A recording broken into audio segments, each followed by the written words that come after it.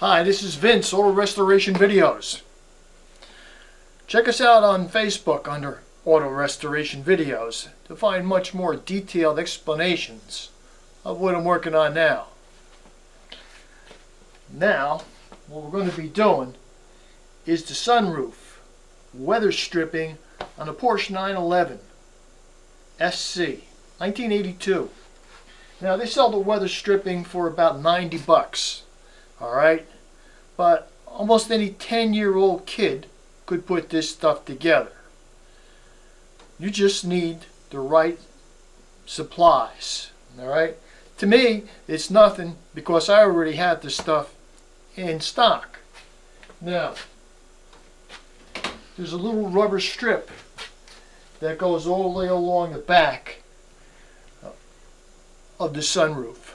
Alright, it's about 3/4 of an inch wide and about maybe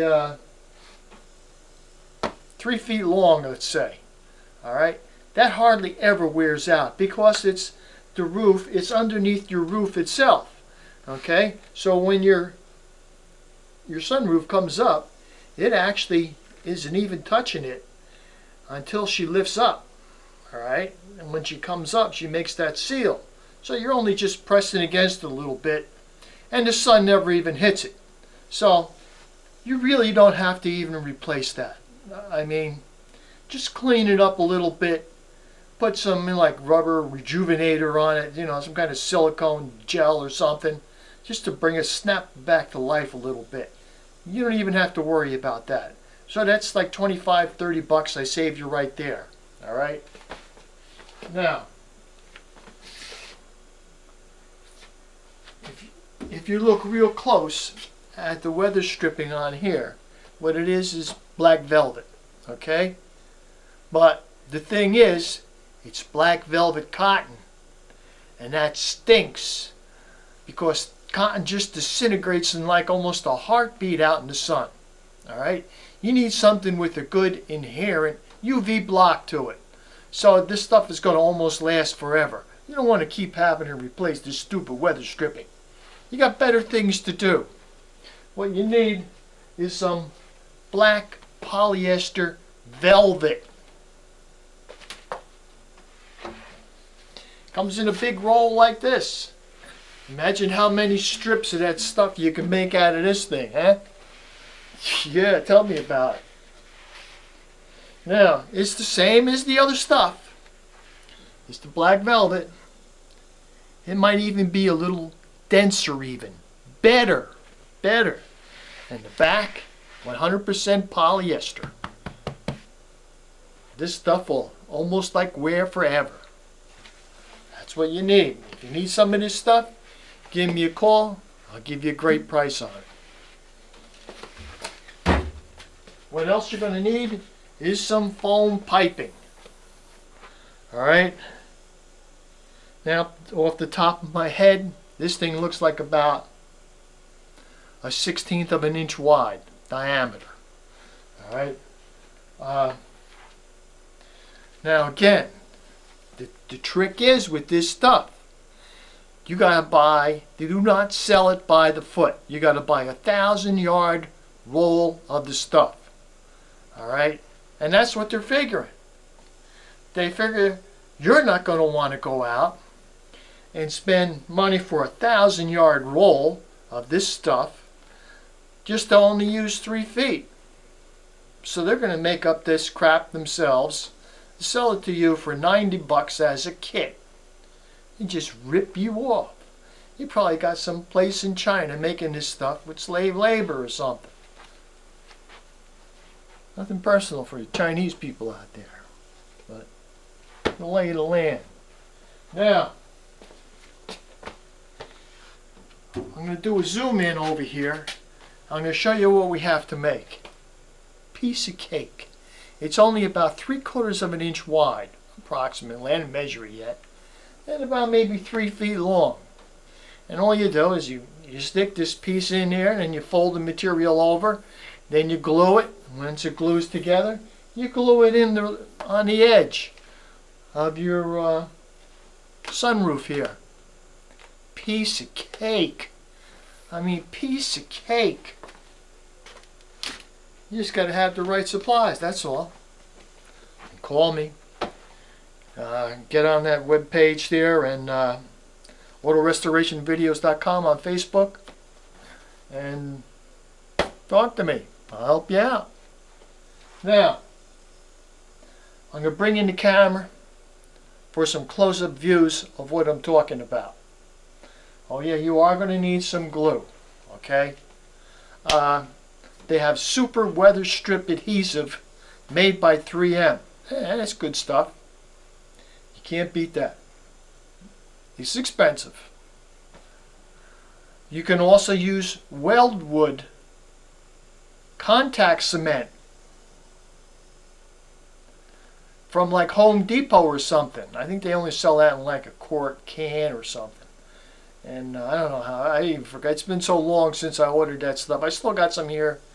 I think it's the old as the hills. I'm probably going to use whatever I got left. Well, that's the same stuff.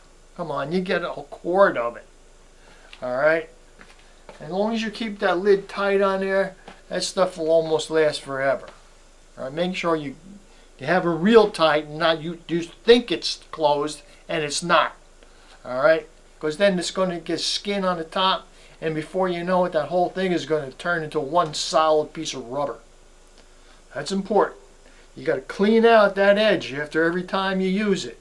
Where the lid sits in, make that spotless. Get it clean. Use some kind of turpentine on a little rag or Q-tips. Go around there so you have a good seal. If you don't have a good airtight seal, you might as well throw the stuff out right before you even buy it.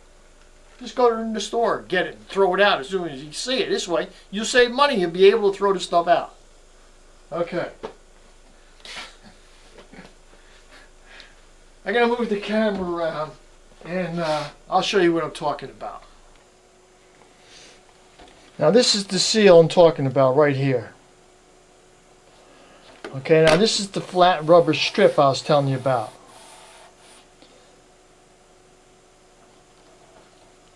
Now, if you look in here, you can see this piece of white foam right here. This piping. That's what this is. This is the foam piping, the exact same size, approximately around a 1/16, I guess, or maybe a little bigger. I have to go look on the spool up there and see what it is. But now you can see how wide this material is. Now they have one, they fold under the edge on this, I see, and they glued it. But you can see by this material, let me bring this camera down here a little bit.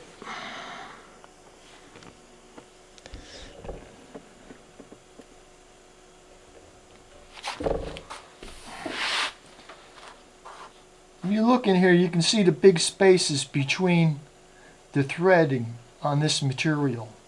If you look on the back here, this is definitely a cotton backing. Now, it's just a, you know, this is just for its time. You know, this was like, you know, high tech, but these days are gone, man. These days are gone. So they fold it under this edge, just about 1/8 of an inch. So it wouldn't be get threadbare, all right? And they glued this right down on top of it. And they made like a little sandwich. Now don't forget now, this spot here, this part of it, has the piping in it. So after this whole thing is glued together, you know, 2 different stages of gluing, you have to put it in here and glue it in right in here. But if you'll notice, there is a ton of dirt in here. Break out your Q-tips, okay? Break them out. This thing has to be perfectly clean or you'll never be able to glue to it. So that's what I'm going to do now. I'm going to go hunt around for my Q-tips. They're around here somewheres. And probably you should use some degreaser in here too, or at very least some rubbing alcohol, to get this clean. But you don't want to use too much, because if you use too much, you might start to loosen this strip up here. And why do extra work? All right, just use a damp Q-tip and go in here and clean this whole thing out. And also, now, right at the edge over here, if I can move my camera a little bit, I put a piece of tape. And this is that blue painter's tape that doesn't stick that good, but it's good enough. That's what you want, because you don't want to have to remove residue from the top. So you put that on there and have it point to where your material, your weather stripping, starts. Then you put the same thing on the other side.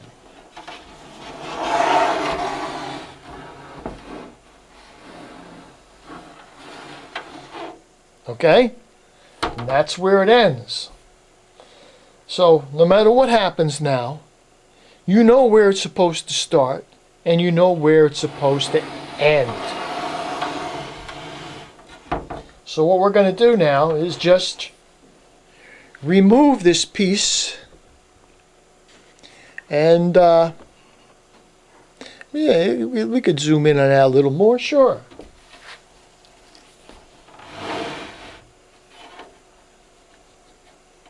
See what I'm talking about? They just fold the edge in about 1/8 of an inch, and if you look over here a little bit,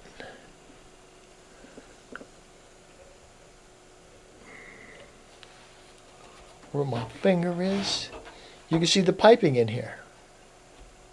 You see? Now, the centerpiece, the part that goes almost into the center, that's gone. That fell out. That rotted away.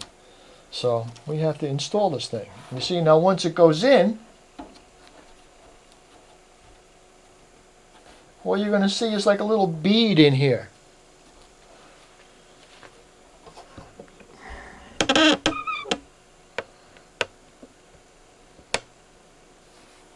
See what I mean? It's just like a little bead. Because this thing is like, this is untouched right here, this one section. So that's how we're going to put it back in too. Just like that. Except it's going to look 1,000 times better.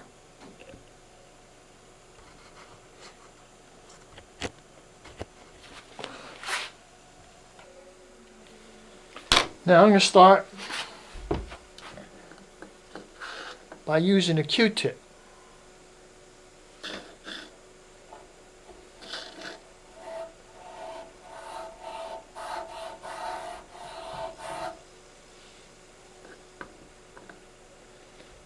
Q-tip and some rubbing alcohol. But I can see right away there's a lot of black grease in there.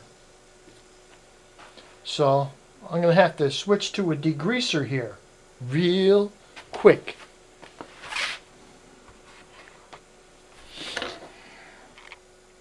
I'm going to be using this stuff by Zepp industrial cleaner. Actually, I got my own kind of degreaser in there, but it's close to it. The thing is though, this stuff is so strong you can't just go spraying it on, because it might lift your paint. So since I have a little bit of rubbing alcohol in this cup here, I'm going to dump this, then I'm going to spray my industrial strength degreaser in here and use that to clean this thing out.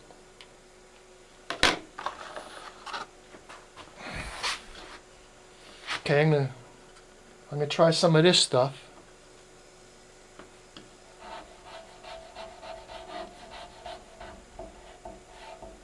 You want to make sure that you get any glue that's on this ridge that's right here off too.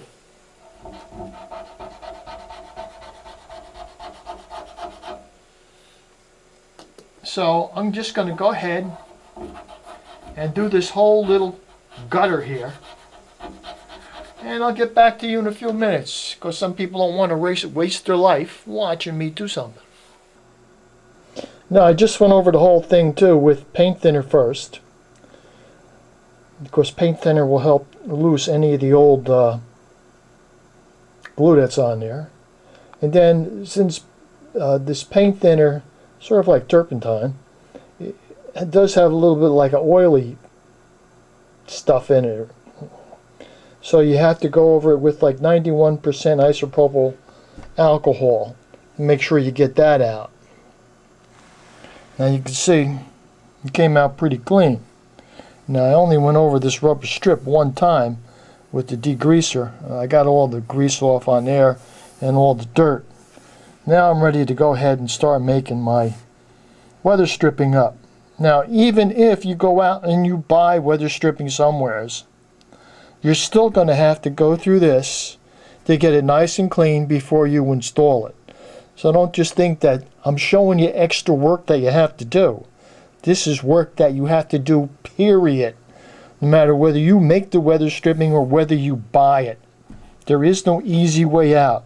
If you don't have a clean surface to glue up, then it's not going to work. It won't stick. You got to have it perfectly clean for it to stick. So the piece is 5/8 of an inch wide. But don't forget, we have this one edge here that is 1/8 of an inch, and it's rolled under. Now, I have to look at this a little closer to see whether that's a double roll or just a single flip. No, it was just a single flip. Piece of cake. Okay, let's put down a straight edge or a large ruler and make a straight line using regular chalkboard chalk.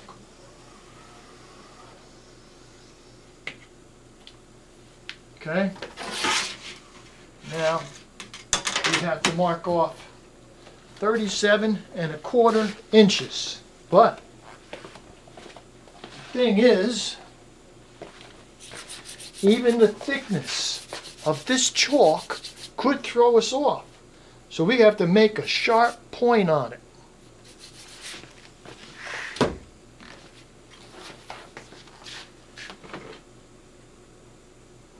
Let's mark 3/4 of an inch.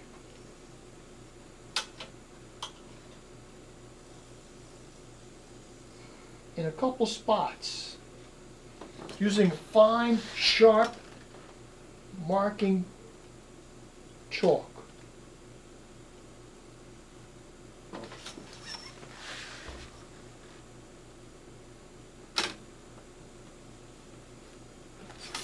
Okay, now we just put down a ruler or a straight edge, line up all these lines that we just drew, and make a nice, fine cutting line. It's very important to have a pointy chalk, a thin edge. The thickness of this chalk can mess you all up. I'm going to go ahead and cut this out using a good pair of shears. You can use junk, but that's what you're going to get. If you don't have a good set of shears, don't even waste your time. This stuff could be hard to cut with a Mickey Mouse pair of shears. Now some of you people are probably thinking, oh, I got to go through all of that just to save a couple bucks. It's not worth it. It probably isn't worth it. Go out and spend the 90 bucks. But just think when the next project comes up. What are you going to do then? Who are you going to call? You're going to just get ripped off again and say, that's okay. Let somebody else have the money. What? You know, I got these shears at a garage sale for a couple bucks.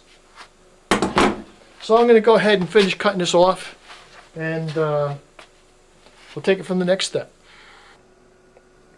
This is Performance high temperature adhesive. This is what you need. Don't use regular foam glue. It will come apart in a heartbeat. The idea, this is probably, I don't know, $20 for this can. I had this stuff laying around because this is what I do. Alright, I do upholstery work. So if you had to go out and buy all this stuff, like this glue and this material, and you know, a scissor and all that stuff, and a big ruler, you're better off just going out and buying the part. But for me, that's simply out of the question. Here, what you see what I'm going to do, I'm going to spray this high temperature glue right on this whole thing. Okay, that's why I got the paper down. Then I'm going to roll under 1/8 of an inch. Okay, then after I roll down 1/8 of an inch, I'm going to go ahead and put my piping right in the center of that and just flip it over. And that's it. Okay, now you got to move along with this, because if this stuff sets up completely, before you get done, you're going to have to respray it. And it won't be that good of a seal. Alright? So, you got to move. There's only a certain amount of time on a lot of these glues that you can actually, the tack time. Alright? And it has to be stuck together when it's still tacky. Once that tack period leaves, your window of opportunity has flown out the window. Okay? So I'm going to go ahead and fold this lip under. The only other way that you could do this is if you got a little tiny brush and you brushed from 1/4 inch to the edge with glue. Alright? Using that glue I was telling you about, the Weld Right Formica type glue. If you just did that one little edge, then you could go ahead and you could take your time, and you wouldn't be sticking your finger in the rest of the glue and making a mess. As a matter of fact, I'm talking myself into doing that as I look at this. I'm going to go ahead and break out that can, the Weldwood glue.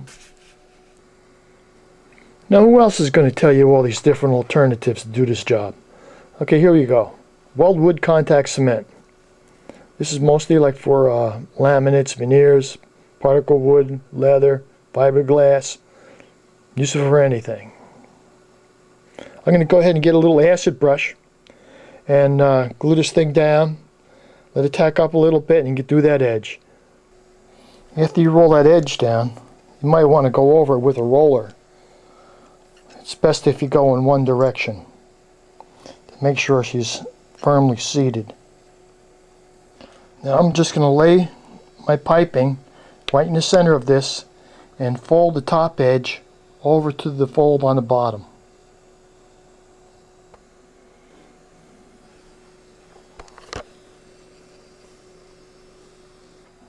There it is. You just have to glue it in now. There's one thing I forgot to tell you. You got to cut back 1 inch on each end, or else there's going to be too much bulk going around the side. You just give that a little snip on each side and put a little more glue on there and stick it back together. Now we're going to try to move this thing along here a little quicker. The next thing you have to do is put masking tape on the edge. And you have to cover your rubber that's laying down in here, because we don't want to get all glue over that either. Then you're going to need yourself like a little 1/2 inch wide brush. On this one here, I cut off the bristles on the end so I can make this thing a little stiffer. Easier to put glue on that way. And what we're going to do, we're going to start right at the edge over here, right at the corner. We're going to put on about maybe 3 inches of length, of 3 inches of our rubber contact cement. And then we're going to get our little strip we just made up, and we're going to put about 3 inches of rubber on there. Then this way, we can make sure we don't miss our tack point, okay? Of course, this has to be real tacky when you stick it together. And if it's wet, it will not stick. And if it's too dry, it will not stick. So we're only going to do about 2 or 3 inches at a time and work all the way down. Now, the big thing to this is where you have the seam in the back here, where you folded it over, that has to go against material like this. And this has to be flush with the top. Alright? You don't want to stick it above, because if the car goes in the car wash, you're going to wear this thing out in a second, even though it is polyester. Alright? That's how it's going to have to go. We're just going to glue it in now.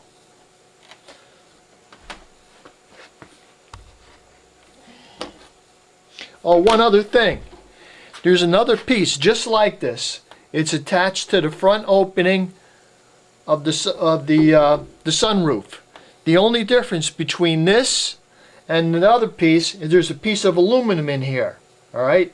So you have to strip the old weather strip away from the aluminum, and then you just put new black velvet polyester around it with the piping on the top, just as we did here. No difference, except you have a little piece of aluminum in the middle.